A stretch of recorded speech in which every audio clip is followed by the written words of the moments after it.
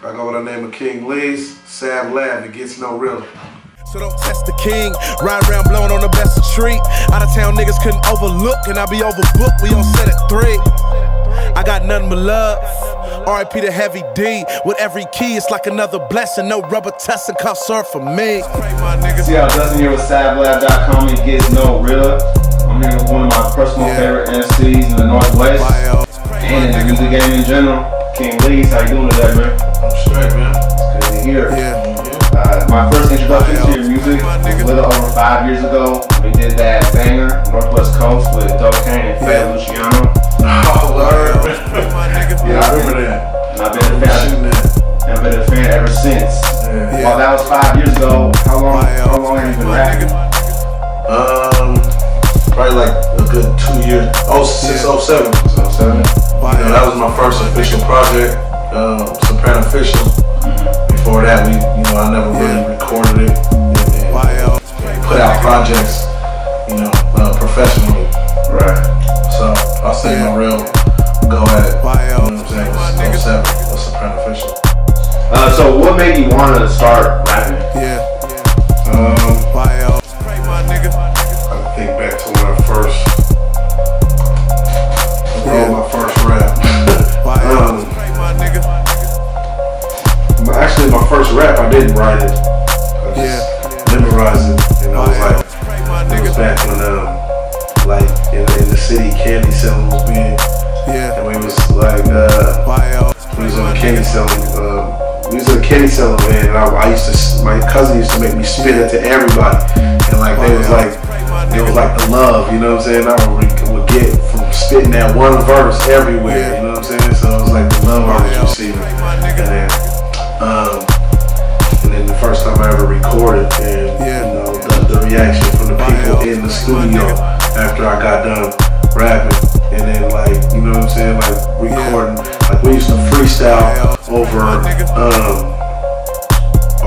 in this boombox over like beats with the words on them, you know what I'm saying? And that's when I really discovered my talent, because I was better than all my homies and shit like that. And so it was just the love really I was getting. Now you gotta change your name. You used to be Leezy Soprano, and now you made the name change to King Leez. What's behind the name change? Well, I just really wanted to change my name. I've been wanting to change it from the Soprano, because I was just feeling like, the whole Soprano thing was playing, and so, I was going back and forth with names. Leez, just Leez, just Leezy, you know what I'm saying? I just put the king in front of my name, because I feel like, we all kings. Right, I feel like that's what we were before we came here, you know what I'm saying? We still kings though. Right. So, I put the king in front of me. And you always got a lot of projects out. What's next for you? What's going on next? Supreme Being, and Bully Life. Supreme Being is gonna be all movement produced project. And also it's one by DJ Samaj. And then Bully Life, Firstborn production, Vitamin D production on there. Some features from Cocaine.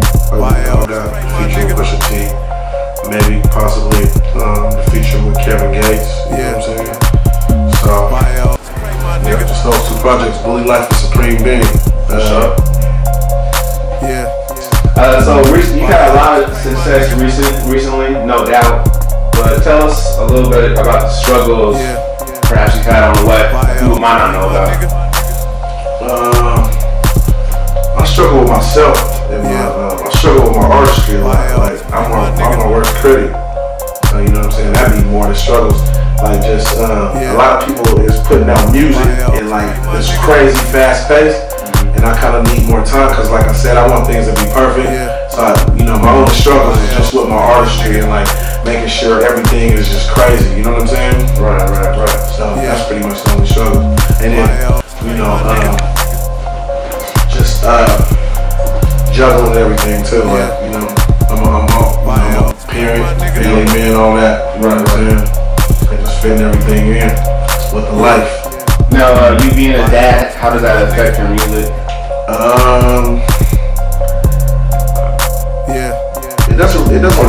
It doesn't affect my music at all. I mean, the only thing is really like traveling and stuff.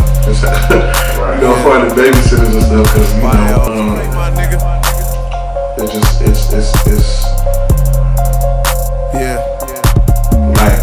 it's my man around, you know. But you know, I am in a relationship, and you know, my girl does a lot, so you know, small stuff like that. But other than that, it doesn't affect too much. Now, like in a lot of Black America, you say there's like absentee fathers. What do you feel like the importance of being a father, like being a dad, being around? Because a lot of dads aren't around. A lot of man, it's definitely very important, man. Yeah, you're right. A lot of fathers ain't around. So, you know, I mean, especially boys, like, you know, they need that guidance and stuff like that. Like, I got a boy, so they just need that father's love and guidance. Right. So very important. Now, a song with Get the Gab a couple months ago. It was touching on situations in Ferguson, Baltimore. You know, the climate of America right now. Man, I remember I was at the crib and I cut on the TV and I just seen like Baltimore going crazy, you know what I'm saying? And it kind of like touched me, you know what I'm saying? You know, it was kind of, I got angry, you know what I'm saying? So I expressed a lot of my emotions through my music, you know what I'm saying? So, you know, I just went in there and just spoke on how I felt. Like, you know, it's a fucked up situation, man. You know, it was real fucked up. And it's fucked up, you know, how the police are handling, you know, young blacks and the stereotypes and stuff like that. So, you know, I just wanna shed more light on it, you know, and wake a lot of our, you know, lost people up, you know what I'm saying?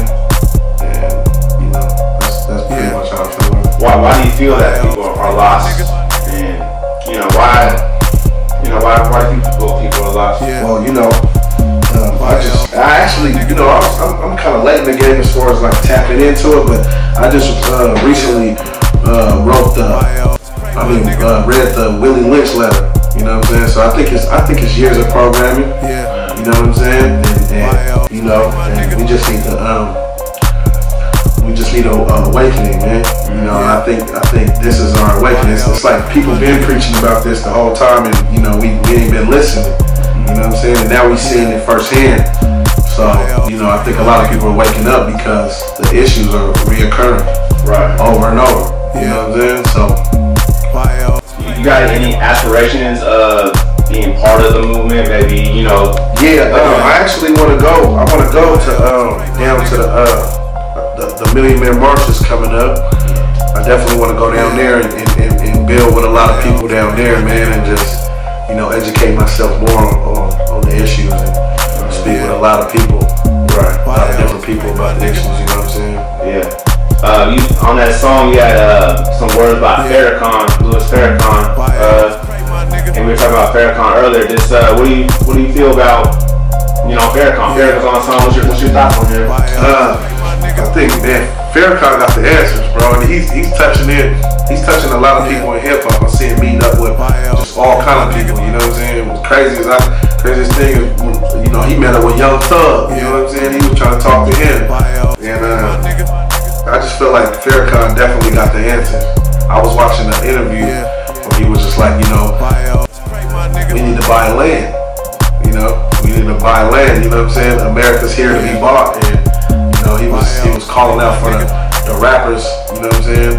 Saying that the rappers are the ones that's in power. You know what I'm saying? The young black artists. So, you know, I feel like he got the answers, man. He's touching into the hip hop.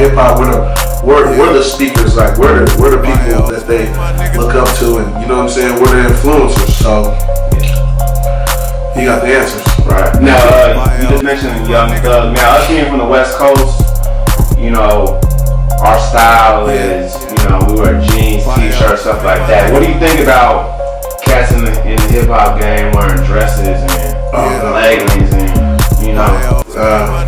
what's up with that? I feel how Lord Jamar feels. You know what I'm saying? Hip hop started in the streets. Hip hop is a masculine thing, bro. Like, you know what I'm saying? Hip hop is, none of that is allowed in hip hop, man. You know what I'm saying? I don't condone none of that stuff. So. Right. You work with a lot of artists. You got an album with Juice. How did that come about? What's crazy is when I met up with Juice, I told this story to Juice. Like, I remember going to a summer jam and approaching Juice like way back, you know what I'm saying? Before, I think it was my 07, my first official project, and I approached Juice with my project like, here, you know what I'm saying? Check this out. And he was like, I ain't even here for that. And I told him that story. And he was like, what? He was like, man, I'm gonna need you to tell that story again. You know what I'm saying? When I do my little documentary or something. But yeah, man, Juice was just coming out here and linking with with me and my guys, wildlife and stuff like that. And we just decided to do a project because we just rock with each other like that. Like we became real cool. Right. You know what I'm saying? So it just clicked up. Exactly. We both artists, so let's get in there and get it done. Like now we see like you go all across the country. You've been Pittsburgh, most recently Arizona, but a couple months back you were down to LA and you linked up with Master P. Oh yeah, P. What was that like? And how did that come about? My guy Young June reached out when I went to Pittsburgh. He reached out because that's where he's from. So. We first linked up, we shot the video with Young June and Clem Rashad in Pittsburgh. So that's how that Pittsburgh thing came about. And then I came back to Pittsburgh when June was out there, did a show. And then June actually dropped a video on World Star and Master P seen it and picked him up. And so I was in LA doing House of Blues. And I didn't even know June was out there. So June called me like, hey, let's link up. And so we linked up. And then I found out that Master P signed him. And so he was like, come over here, you know what I'm saying? Come down to the studio. So I went to the studio. Sure enough, like Silk the Shocker was in there, you know what I'm saying? I got the link with Silk the Shocker because I was on that old Silk shit. You know what I'm saying? And then P came in, and then P just be giving game the whole time, like, you know what I'm saying? Just spitting game, you know what I'm saying? What type of advice? Tell the people, people that are listening, what type of advice did Master P give you? He's like one of the game guys of all time. Yeah, you know what I'm saying? He basically let us know that there ain't really no formula, man. Just go hard and basically we got the potential to be better than anybody in the game. You know what I'm saying? Because we way harder, and he was just speaking on how the direction of hip hop has went in since. They've been doing it, since they did it, you know what I'm saying? It's got a little more friendly and not as hard, you know what I'm saying? Since, me being more of a street rapper that, we just way harder, like, you know what I'm saying? We can definitely take this thing over. Once we get in the game, so basically just let us know, just keep going and go, man, you know what I mean? Right, feed the weak to the block. Feed them. Was fortunate to make it. It's a war going on in the streets. I walk, breathe easy. Hands together, let's bow our heads. Pray together. Solo artists, painting pictures. Make it out of hell, better take me with you. Collect calls from behind the walls. And that 1 minute warning niggas hate the system. Placement issues, racing victims, acting like you're deaf gonna take convincing. Weighing on the scale, hit the trails and trenches. Nigga had a few talents, but he lacked momentum. Black low income, but packed for winter. All black strapped with the Mac and Kimber. Black defender, no windows in the back, just to hop out, bust out all the windows in the lap. New pawn shop, all Nintendos in the back, just to meet the connect and put the Kimber to his hat. Things I've seen when I was lost. Countless scenes like schemes will set it off. Hear no evil, see no evil, speak no evil. Wake your people, fear no man, but keep your heat close. Tell me dream big, but I get no sleep though. Leez.